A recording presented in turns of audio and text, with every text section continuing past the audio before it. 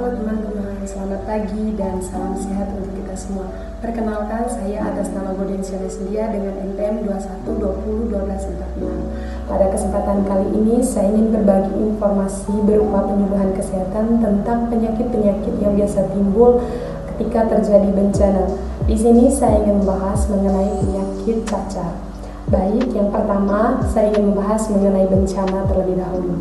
Jadi teman-teman, seperti yang kita ketahui, bencana itu adalah sebuah peristiwa yang tidak terduga dan juga tidak diinginkan, yang dapat menyebabkan adanya kerusakan, adanya korban jiwa, dan juga ada dampak sosial ekonomi. Bencana tersebut dapat dibedakan menjadi 4 bagian. Yang pertama ada bencana alam, yang kedua ada bencana non-alam, yang ketiga bencana sosial, dan yang terakhir ada bencana lingkungan. Untuk bencana alam, di sini contohnya ada gempa bumi, tsunami, letusan gunung, banjir, tanah longsor, dan juga badai. Sementara untuk bencana non-alamnya itu contohnya ada kebakaran, kecelakaan industri, kecelakaan transportasi, dan untuk bencana sosialnya itu contohnya adanya konflik, ada kerusuhan, dan juga terorisme. Dan yang terakhir bencana lingkungan, contohnya itu ada polusi, perubahan iklim, dan juga lain-lain. Baik teman-teman, di sini saya akan membahas mengenai karakteristik bencana. Jadi di sini ada 5 karakteristik dari bencana. Yang pertama, bencana itu tidak terduga dan juga tidak diinginkan.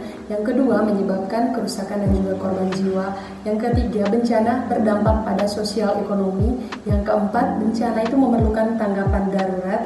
Dan yang terakhir, bencana mengakibatkan trauma psikologi. Teman-teman, selain karakteristik dari bencana, kita juga perlu mengetahui tahap-tahap yang terjadi dalam bencana. Di sini ada 3 tahap yang ingin saya bahas. Yang pertama, sebelum bencana atau pra bencana. Yang kedua, intra bencana atau selama bencana berlangsung. Dan yang ketiga, pasca bencana atau setelah terjadinya bencana. Yang bisa dilakukan pada saat sebelum terjadi bencana atau pra bencana ini adalah adanya pra pengawasan dan juga peringatan dini. Sementara pada saat terjadinya bencana, yang bisa dilakukan adalah evakuasi dan juga penyelamatan. Terus yang kita bisa lakukan setelah terjadi bencana atau pasca bencana adalah adanya pemulihan dan rekonstruksi. Teman-teman, sekarang kita masuk ke topik utama kita. Jadi di sini saya ingin membahas mengenai penyakit cacar yang biasa terjadi pada saat adanya bencana. Jadi teman-teman, cacar adalah sebuah penyakit menular yang disebabkan oleh virus variola dengan gejala utama munculnya ruam pada kulit yang berisi cairan. Baik teman-teman, cacar ini terdapat 3 jenis. Yang pertama ada cacar udara. Jadi cacar udara ini merupakan cacar yang berat dan juga mematikan. Kemudian yang kedua ada cacar minor. Jadi cacar minor ini lebih ringan. Dan yang terakhir ada cacar vaksin. Jadi cacar vaksin ini adalah reaksi sampingan dari adanya vaksinasi.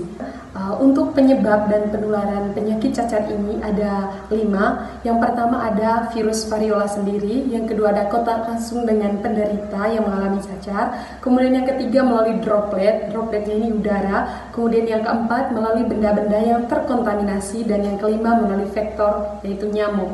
Kemudian gejala-gejala yang biasa timbul pada orang yang mengalami cacar adalah yang pertama kita bisa kenal yaitu dengan demam tinggi, yang kedua sakit kepala, yang ketiga mual dan muntah, kemudian yang keempat adanya ruam kulit merah dan juga di dalamnya itu berisi cairan. Kemudian yang kelima, kulit itu terasa gatal dan juga sakit, dan yang keenam terjadinya pembengkakan pada wajah dan juga kaki. Selain itu, penyakit cacar ini memiliki 4 tahap.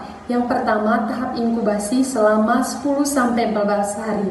Jadi di sini dia tidak menunjukkan gejala. Kemudian yang kedua, di sini ada prodromal. Di sini 2-4 hari mulai adanya demam dan juga sakit kepala. Yang ketiga, adanya eruptif, yaitu antara 2-3 minggu ditunjukkan dengan adanya ruam pada kulit itu sudah mulai muncul. Dan yang keempat, ada konvalesen. Jadi di sini jaraknya itu 2-4 minggu, dan ini merupakan fase Baik teman-teman sekalian, untuk pengobatan penyakit cacar ini kita bisa melakukan 4 cara. Yang pertama ada vaksinasi, yang kedua mengonsumsi obat antivirus, yang ketiga ada perawatan suportif seperti istirahat atau hidrasi, kemudian yang keempat kita bisa menggunakan masker atau pakaian pelindung. Selain pengobatan tadi, kita bisa juga melakukan pencegahan untuk supaya kita tidak tertular penyakit cacar. Yang bisa kita lakukan adalah yang pertama mengikuti vaksinasi, yang kedua menghindari kontak langsung dengan penderita, yang ketiga menggunakan masker atau pakaian pelindung, yang keempat mencuci tangan secara teratur, dan yang kelima menggunakan disinfektan. Baik teman-teman, itu saja yang bisa saya sampaikan pada kesempatan ini. Semoga berguna dan bermanfaat bagi teman-teman sekalian. Terima kasih.